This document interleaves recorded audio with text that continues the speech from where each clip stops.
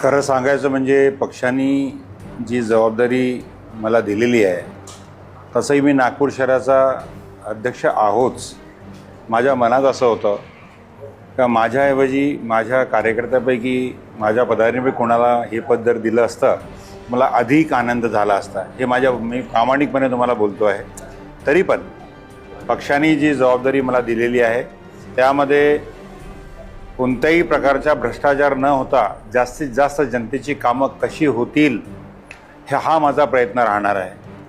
कारण की या नियोजन समितीमध्ये काम करत असताना माझा अनुभव खूप चांगला आहे. त्यामध्ये लोक आपापल्या भागातील कामं जिथे गरज नाही तिथेही कामं घेऊन जाऊन कामं करतात. पण खऱ्या अर्थाने ज्या ठिकाणी कामाची गरज आहे अशाच ठिकाणी नियोजनामध्ये आलेला पैसा खर्च झाला पाहिजे असं माझं मत राहणार आहे. मागील जिल्हा नियोजन समितीमध्ये आम्ही निमंत्रित सदस्य म्हणून होतोच. तत्कालीन त्यावेळेसचे पालकमंत्री माननीय देवेंद्रजी फडणवीस यांच्या अध्यक्षतेत DPTC होती. वेळ खूप कमी मिळाला आम्हाला त्यावेळेस, 6 ते 8 महिने मिळाले. पदाधिकारी कार्यकर्त्यांच्या ज्या अपेक्षा होत्या त्या त्यावेळेस पूर्ण करू शकलो नाही.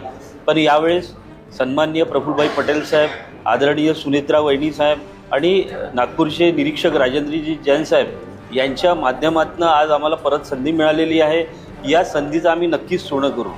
जिल्हा नियोजन समितीवर आल्यानंतर आमचे जे पदाधिकारी आणि कार्यकर्ते आहेत त्यांच्या भागामध्ये त्यांच्या क्षेत्रामध्ये काम करतात आणि खऱ्या अर्थाने लोकाभिमुख कामासाठी जेव्हा निधीची आवश्यकता असते त्यावेळेस कुठेतरी आम्हाला असं वाटतं की त्यांची ती कामं करून आम्ही त्यांना सन्मान देतो आहे.